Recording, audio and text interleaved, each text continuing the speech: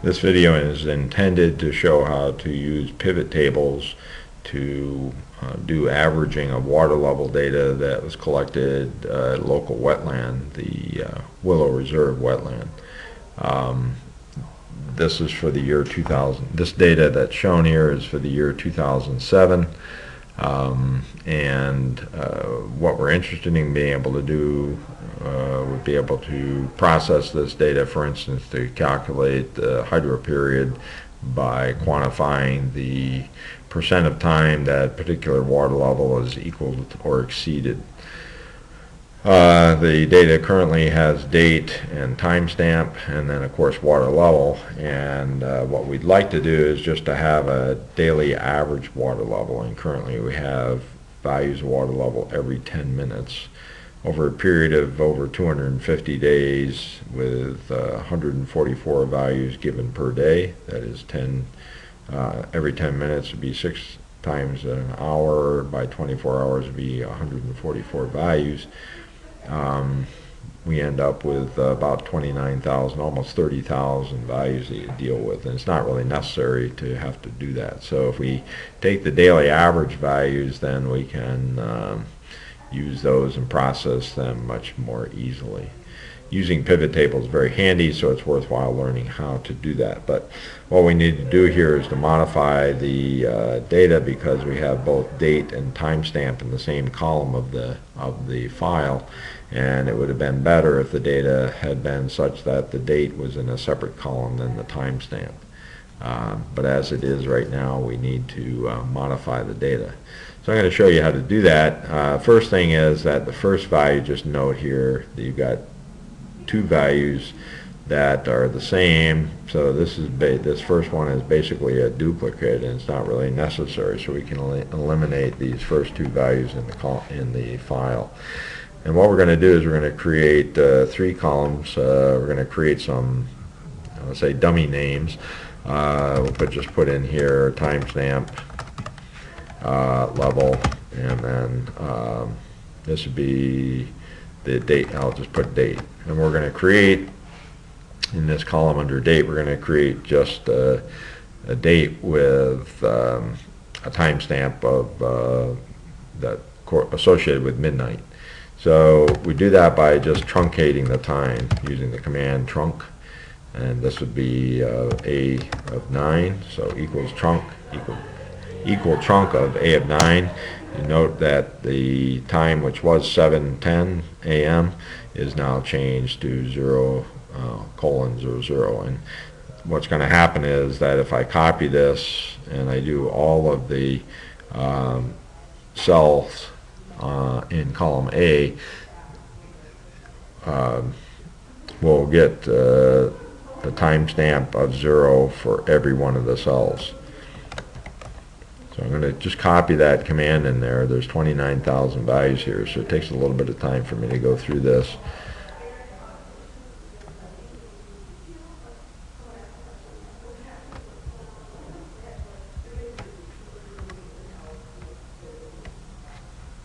And there is a command that allows you to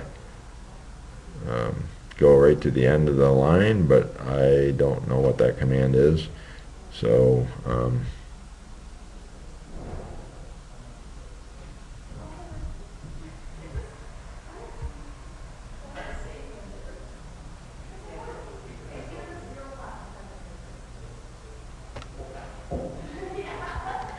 so there's 29,900 values. I'm going to go to the end of that.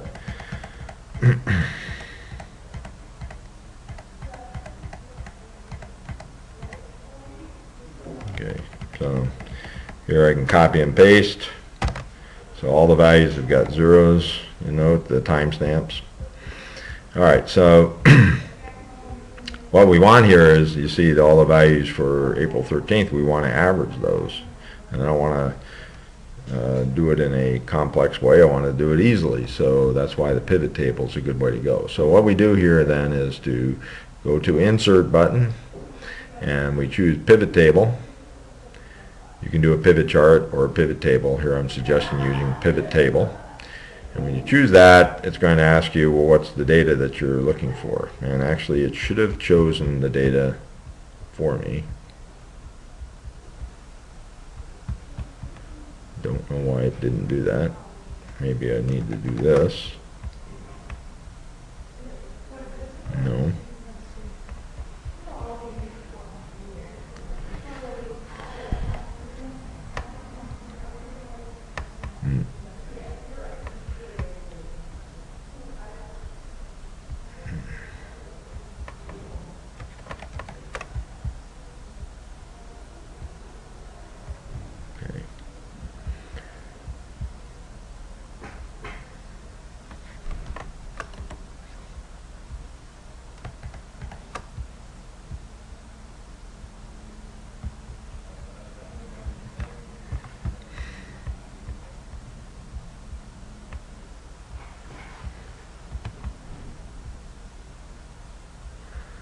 Okay, I had a moment there where it wasn't working. Go up here and choose, just click on pivot table, and it should choose the data set that we'll be working with here. And you notice that when I click on it, it chooses the entire table that I'm interested in working with. You can either put this into a new worksheet, or you can put it into the existing worksheet. Here I'll just say I'll choose the option of putting all the data into the pivot table into a new worksheet. So if I click OK, I find over on the right hand side, I find the headings for the data. One was timestamp, one was level, and one was date. The two that I'm interested in are the level data and the date data. So if I choose those two, you'll notice here on the left hand side where the pivot table is now. It's in this new sheet, worksheet. We've got the date with the timestamps just of 0, and we've got the levels here. And these levels are the sum of the values for, or this particular one would be the sum of the values for April 13th. This one would be the sum of the values for April 14th, and so forth. I'm not interested in the sum, I'm interested in the average. So instead of the sum of the level, as you see where my cursor is over on the right hand side in the bottom, I'll choose a different setting. So you click on that little arrowhead, come up here to value of the field settings, what I want to set it to. I want the average. So if you choose the average, it'll calculate the average, and of course doing it out to 8 decimal places, and that can be changed if you want. So now I have all of those values that can be used in performing the water level analysis. I would take these values, I would then do the frequency analysis, where I would divide those values, or rank them, and then I divide them so that I can determine the fraction of time they would be equal or exceeded. Rather than 29,000 values, you'll notice I have all the way down through November 7th, I have 212 values. So let's see about doing this. I'm going to take this. I want to keep this column the way it is. And what I'm going to do is I'm going to just come over here and I'm going to paste values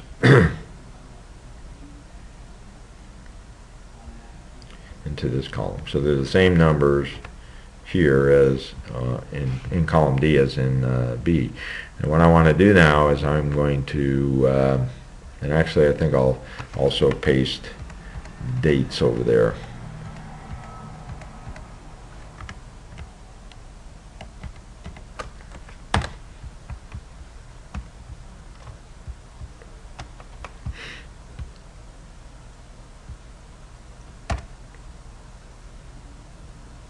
And you notice the dates come out as being a number, and that's because that's how Excel actually stores the date. So I need to change the format. So 39,185 refers to April 13th, 2007. So if I come down here and I choose date, and this is the format of the date, it'll format all those. So I get back my dates. So I'm going to put another column in here, insert. All right, so now what I want to do is I want to take these two and I'm going to sort them. And I'm going to sort by column E. So even the dates will get sorted with the column E values. I'm going to sort from the smallest to the largest. Could do it the other way around if I wanted. All right, so now here are the values. They're sorted from the smallest to the largest. I'm not sure why it inserted extra space in there. So here's the date. Here's the level. I'm going to put rank here. I'm going to put in here probability of greater than a certain value. So the rank is going to be equal to 1 here, and I'm going to then say this is equal to F4 plus 1.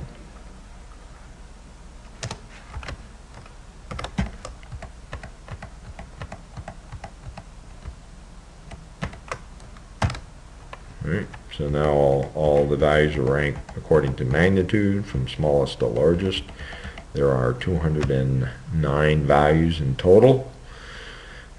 The probability then is just equal to 1 minus the rank, which is F4, divided by the number of values plus 1. We said there's 209 values. And then I want to add one more to that.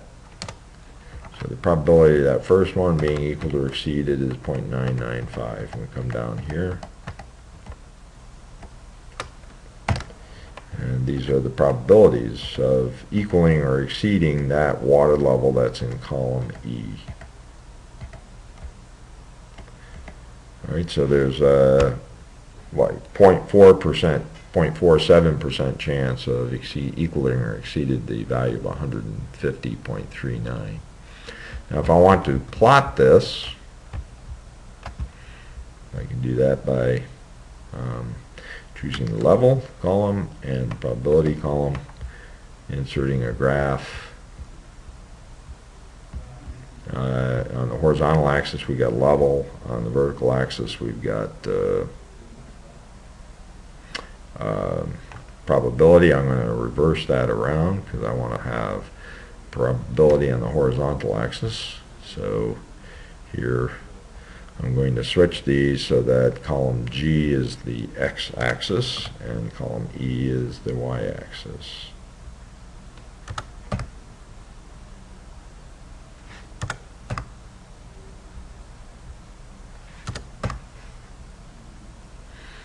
And here we want to start with not with row 3, but with row 4 of the data. It was plotting row 3 too. I don't know why, but it's one of the great things about Excel. Okay. So this is the we could put on here some labels,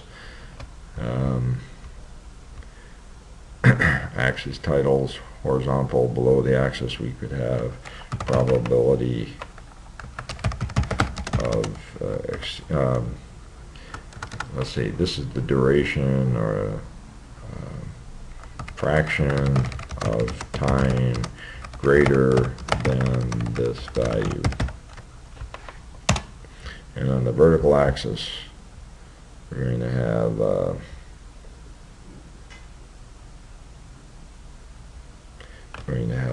water level, and that's in feet. Okay, so there's our water level duration curve. It looks impressive unless you look at the scale. Of course, it only goes from 149.4 to 150.4. So there's not a lot of range in the values that you see. Okay, so then we can save this. These files are in CVS format. We could change that to Excel worksheet very easily. And so now we're set to use that particular years of data. We have data from 2007 through 2009, as I recall. Or 2013 rather. It's 2006 through 2013. And we could get the curve for each of those years and we could just average them. Or we could just use a particular year in doing our design. Okay, that's the end of this video.